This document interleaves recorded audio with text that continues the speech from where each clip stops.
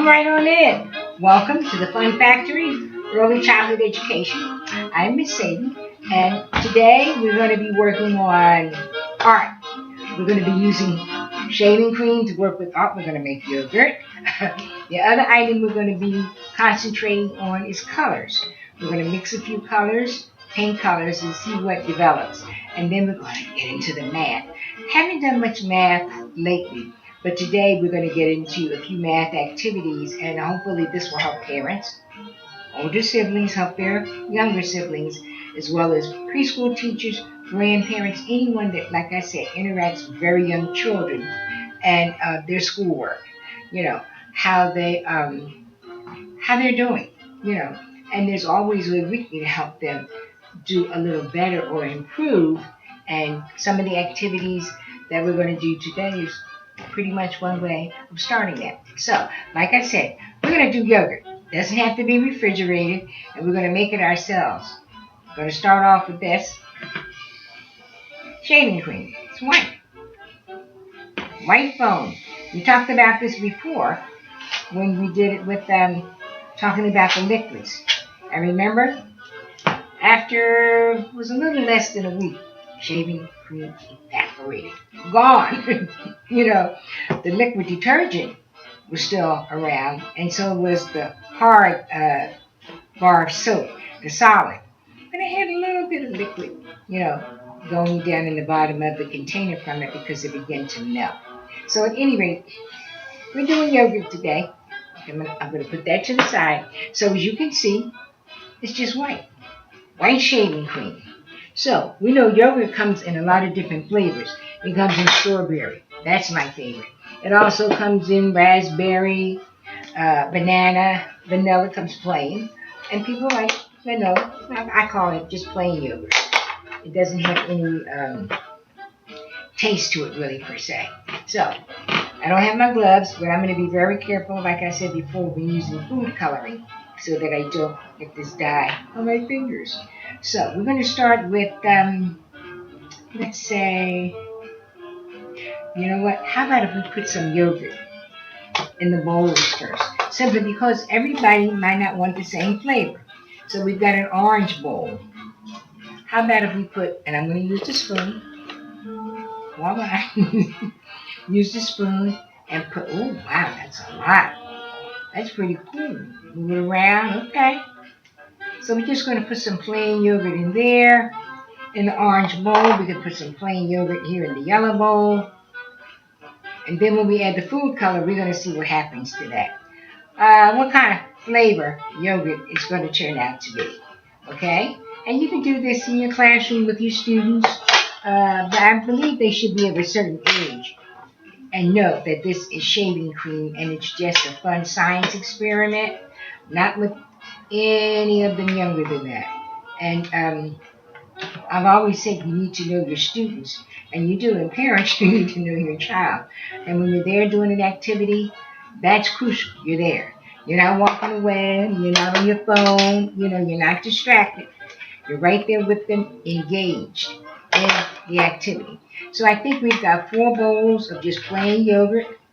It smells so good. Shaving cream smells really good. Okay. That's the music in the background. I'm going to put this over here. I got space. Yeah. Okay, now, food coloring. We'll start with the orange. We already did the food coloring now, so I'm just going to squeeze a little bit in and see what we get. Oh, look at that. Now, I've got some craft sticks, that's all. I'm going to stir it. Can you see how that's changing color? Can you see that?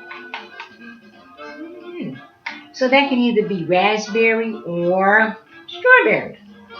I mean, actually, they're both red. Let me put in a little more, maybe make it a little darker. Yeah. Just going to swirl it around. And if your students ask about it, and the other students are looking on, remember, they're doing it. Holding onto the stick is going to help strengthen the muscles, in your little fingers. Yeah, let them stir it up. And I can ask them, what flavor do you think that could be? Strawberry. Okay. Somebody else might say, no, that's raspberry. Well, they're both red, so it could be either or. Okay? Then we'll just put this to the side. And what's another flavor? Do any of you, and I would ask the students, do any of their parents eat yogurt or do they eat yogurt? And somebody might say, yes, I like blueberry. Okay, you've got blue. Let's make blueberry yogurt. All right? Use the blue thing. Here we are. I'm going to squeeze a little bit, and I'll do the squeezing. They'll do the stirring. Just like you'll do the squeeze. Oh, there we go. It'll wash off by next week sometime. And that's okay. Another craft stick. And they're doing this simultaneously. What I mean by that is, I'm doing it, of course, it's just me, one at a time. But if you have the bowls set out and you use the large bowl, you can take the large bowl, put the cream in each of these bowls, and then squeeze it out for each child. So the activity, you got 4 bowls, 4 kids. Blueberry yogurt, and they're all, oh, look at mine. Look at yours, look at that color. You got blueberry, you got raspberry, you got strawberry. And we're talking about the different colors, the different flavors, if you will, of yogurt. Now, I'm not seeing green yogurt, but who's to say it can't be? And we can just call this mint yogurt, okay? And for yogurt lovers out there, there possibly is a mint flavored yogurt. And it's okay, all right? So, you're giving this to another student. They're stirring it up. All right. Look at that. It smells good. Yes, it does. Okay, ask your students, are we going to eat this yogurt? No. I mean, you got a chorus of no. Well, why not? Because it's not real. It's shaving cream. And it's the food coloring. We got one more. So we did what? We did raspberry or blueberry. We did raspberry, strawberry, blueberry, mint. How about banana? Okay? So if we use this color, oh, it's got a yellow top. Hopefully it's yellow. No, that doesn't look yellow. Let's try this one. It's got a yellow top. Let's see if it's yellow. No, that one's not yellow either, but it's okay. We'll call it peach. All right? It's orange. We'll call it peach. Well, wait a minute. It's turned yellow. Oh my goodness, it came out orange, or maybe it was a deeper yellow. I don't know, but it's yellow. So we'll call this either vanilla or banana, either or. All right? Sure, there we are. And that's our yogurt. So when we did this, what did we use? They call it their imagination. They can't say imagination. They say we used our imagination. Yes, you did. You used your imagination. And you got pretend yogurt. Different flavors. Mint, blueberry. You can say banana or vanilla. Raspberry, strawberry. Just an activity for preschool teachers to use in their classroom. It's all a part of the STEAM program with art as well as science. You change the colors. So when you change the colors, that's something that's a bit scientific. All right? I'm going to put this to the side, and then we're going to move on to the next activity. Okay. Don't have very much space here, but I do what I can. I do what I can. Now, next activity, that was with painting. Well, because colors were involved.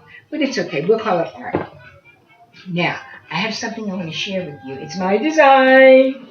I was at an adult class this afternoon where we were creating with paints, and that's my design. You actually can't see it, but these are little, I like to call them seashells. And we did it with watercolor, and that's what I'd like to share with you now. How you use watercolor in the classroom. It doesn't always have to be about just regular paint. And there is specific paper you should use. I got this from Thrift Shop, I believe, yeah. It feels thick, sort of like wallpaper, actually. But you can use whatever paper you have. You know, it's fine. It's the activity that you're concerned with, not so much the kind of paper. We call it watercolor because we use, put it up here so you can see, we use water. Just stick it like that. Yes, that's a cup of water. And these are the paints. And cut this was in a art. In a book, it's not really a book, but in a container that I bought that had a lot of art materials in it. Let me share it with you. It's close by. No, I cut it. I think it's in the back. But at any rate, you wet your brush. Choose whatever color. Blue is my favorite. I always start with blue. Oh, okay, I can see why they use this paper. It has a different texture. Now, I'm going to use both shades of blue. That's the darker shade, and this is the lighter shade. Okay? And if you've not allowed your students to use watercolors before, you can start them. Okay? Doesn't have to be these many colors, but as many as you have. Get them a cup of water, the proper brushes, and we use the smaller brushes with these types of tips to them so that they'll fit right in, and we wet it and create. Choose a design. Allow them to choose a design. My designs are, I don't know if you can see that, but my designs are my designs, okay? Just like your students' designs are going to be their designs. And it's all open-ended. There is no right or no wrong way to do it. And I think if we stress that to our students, they will have a better sense of accomplishment, their own accomplishments, that it's their creation. It's how they design. And those are the words that I use. And if you use them, you'll find that children are going to begin to look at their work that they do a bit differently. You don't never use the word scribble scrabble. I know, but young children use that when they are critiquing their neighbor that sit next to them. They're looking at what they're writing or what they're creating. Oh, that's scribble scrabble. It's not. It's their creation, and you just have to let them know in a way that it's not what it is. I don't tell them it's not what you do. I say, it's not what it is. I'm looking at his design and his creation or her design. She's really worked hard on it. Look at yours. You worked hard on yours too. Done. It's over. We're not here to make children feel bad. And kids are kids. They're going to say things like, oh, that's scribbles reality. Oh, number 7. Yeah. Today's Thursday. Thursday night football. And I ain't worn my shirt, I guess, for the last couple of games they played. I'm with you. When you win it, I am with you. I'll wear my shirt. You lose, I'm going to do something else. That's just the way I am. I'm not saying it's the right way or the wrong way. I'm just saying. Okay? You lose. So at any rate, now we're going to move on to a fun activity with paints. Marble painting. Okay? Now marble painting, again, I can't stress enough. You have to know your students. You really do have to know your students. The ones you can trust, and the ones that are going to try to get by with things that they shouldn't try and get by with.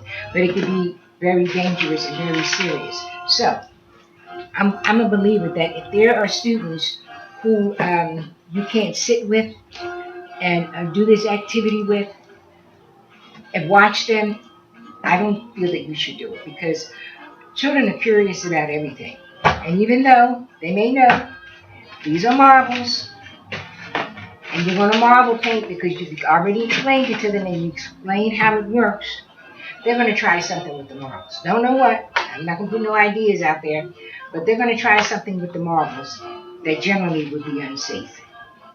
So what? Here we go. I'm going to take the top off. Easier to do it this way. I'm just going to dump it here. There we go. Flop, flop, fizz, fizz. Okay. So we've got the green paint. We've got blue. I was going to do some mixing, but I guess not. I'll get a couple of other colors and put in, like red and yellow. And because when we're using the marbles and they're kind of like running together, it gives you a beautiful, I like to call it a mosaic. Here you go. I said I like to say it. Hold on, I got to get the red paint. And the yellow. I'm going to use light yellow. I like to use orange too if I want. I don't have very much orange. So, I'm looking at that in the dark. Wrong color. Okay, so we're going to use red. That's a tan. The one that's along the side. And then we're going to use. And I believe I've often said we need to keep paper towels nearby because when things get messy, and they will, you just wipe them up. That's all. Don't go, just wipe it up. That's all. Yellow. Talking about yellow. Okay. So we've got the 4 colors. Verde, azul, roja, and I'll put the yellow in here. Don't ask me why I put that right on top of the red. I cannot tell you.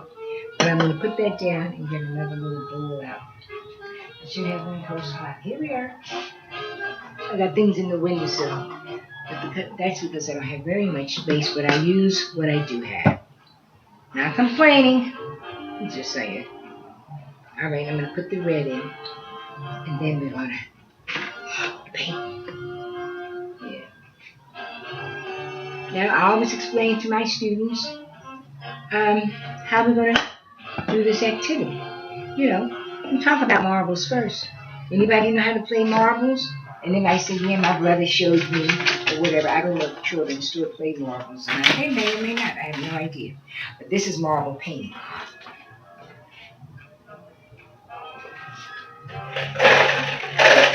Marble paints. And I keep the marbles only where I can get them. Children are not allowed to go in and get the marbles whenever they look. I keep the marbles. And I keep it tight. So anyway, they know these are marbles. I'm going to put them in the paint. Might put 2 in each one. Or 1 in each one. You're painting. Now you got to put your fingers. Oh, that's a big marble. Yeah, let's put a big marble in here. It's only the largest one that I have. It's bigger than the other ones. You see that? Grande. Alright, now, let's see. Paper towels. Hold on. I really have the paper towels handy. Here we are. So, I'm going to put the paper towels right here. Right next to me. Alright, here we go. So, what we're going to do is swirl the marble around inside of the container of paint. Take it out. Yes, with your fingers. Alright? Put it on the paper. We're going to put that down. And the paper has been cut pretty much to fit this. And you're going to move it. You're going to let that marble just move all the way around. After it's moved around enough, sufficiently, you're going to take it out. Then you're going to red paint. Put that on. Uh-oh. There it is. It's creating its own design. We're going to take the red one out. And of course, we've got children doing this multiple times. So they do it at least 4 times using each of the colors. Okay, I'm going to put this back in. Yeah, we're not washing our hands off yet. Doesn't matter if the colors get mixed. It doesn't. It's going to get mixed when it comes down here anyway. That's the green. Verde. So Carlito, he loves this. He was telling us about different colors. So, I'm asking Carlito, what do we have? ¿Qué colores? I'm asking him what colors. He's going to say, what is it? How do you pronounce it? Roja for red. Azul for blue. Verde for green. And amarillo for yellow. Okay? And this is what your creation is going to look like. And I always put a child's name at the bottom once it dries. So that's just, I don't know, I guess you would say a demonstration of marble painting. I'm going to move the marble painting as well as the watercolors over here. Back here. We'll do one more. Okay? Yeah, there we are. Lost the marble. Well, anyway, we're going to start with yellow. You can start with any color. Doesn't matter. You can start with yellow. And believe it or not, sometimes the students want to work on someone else's paper. If they choose to do that, for me, that's fine. I think they're secretly playing marble, but it's okay. Green one, put that one on there. Blue, and then the red. Up, stick it over here, and then the red. And paint doesn't have a very pleasant smell. And you can tell if your paint is, the paint that you're using is outdated or not, simply by the odor. Paint has to be inspected before it's put into containers and then shipped to wherever it's going to be shipped to, the stores or schools or whatever. And there's an inspection sticker on it. So when you buy your paint at Walmart or wherever, and oftentimes I will get mine from the dollar store. Hold on, let me see if I can find this.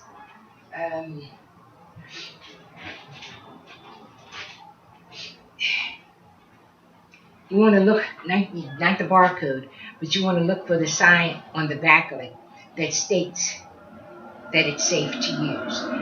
And once you begin to, like say for instance, I open this. It does not have an odor to it.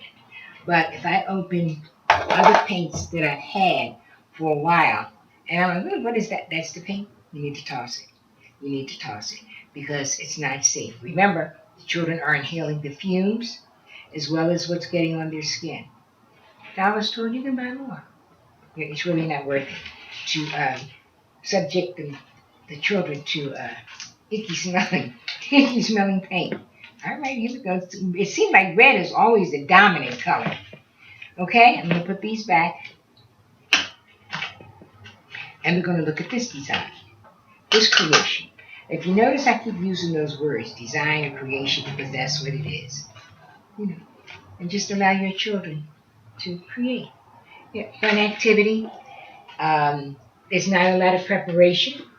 It doesn't take long. And the finished product is what you're going to hang on the wall. Okay, hold on. Excuse me. Yeah.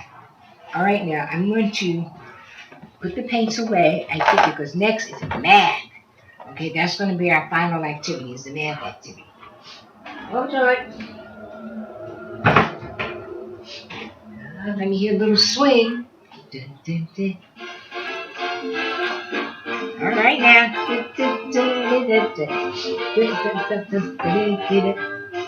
I hear you. I'm putting this away. Oh.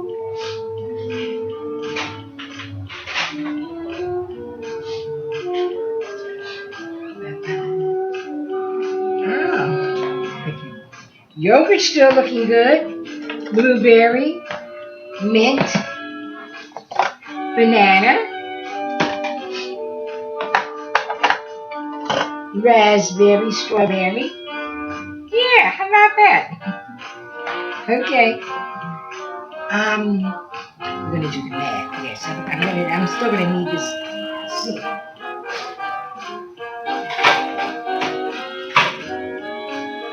It's easier for me to work from behind my kitchen, simply because I can just put things in the sink because I have to wash everything when I'm finished with it, and it just makes it a lot easier.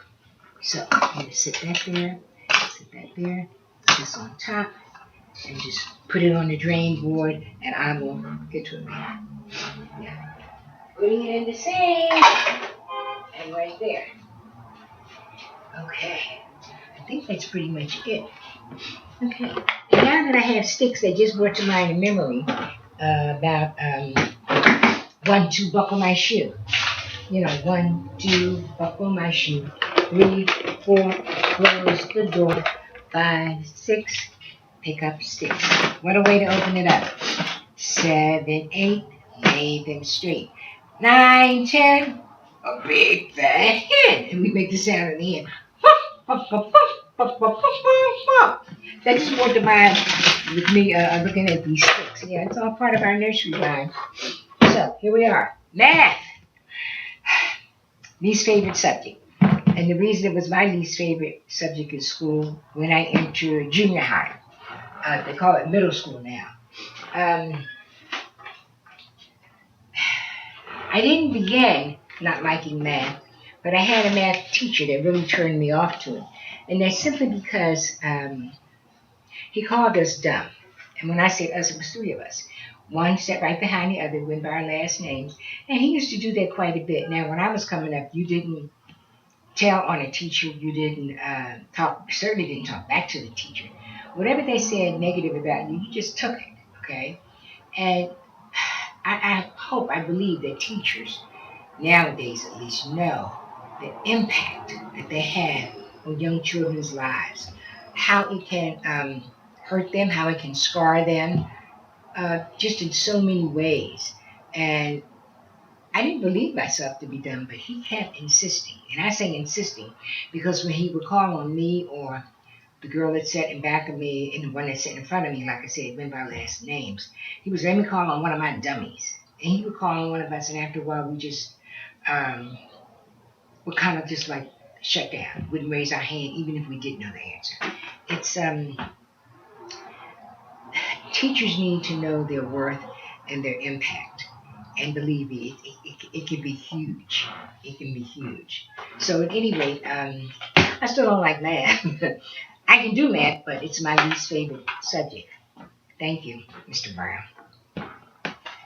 Anyway, there are a number of ways you can do math with very young children, and it's fun. I found it to be fun because I made it fun. And with the very young ones, I use chips. With the older ones, we use cards. But we could still use these materials as we're doing it. And we use the colored chips. Uh, you can put them in a container. You can put them in a container. Dice. We're not gambling. We're not gambling. We're using math. And this is a fun way to use. Children love to throw the dice. They love throwing the dice. So say, for instance, I don't know, we're just having an activity where we're counting. You know, we're going to play, let's play, what's up? Yeah, we got to use their language sometime. Okay, you going to play what's up? What's up? What's up? Oh, well, at least it fell in there. So that's what, you can't see it. That's what came up. It's a number 4. All right. Maybe you call on a child and say, okay, then they'll go get the chips. They can dump them out if they want. It depends on how you set it up, how you want them to count out what they're going to count out. Oh, so you got the number 4. So what are you going to use? Are you going to use chips? Or are you going to use the cubes? You know, so I'll use chips. I want blue. Go ahead. We got the chips. All right, let's see 4. Now count out 1, 2, 3, 4. Well, that's great. Is that 4? Yes.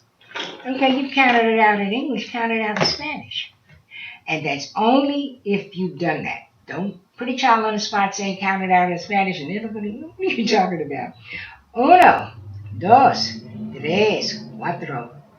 And the biggest smile is going to come on their face like they did. And we're like, yeah, muy bien. You know, we clap. There's no drilling. There's no drilling. Suppose they went 1. Then we have 2. And they'll say 2. Come on. 3.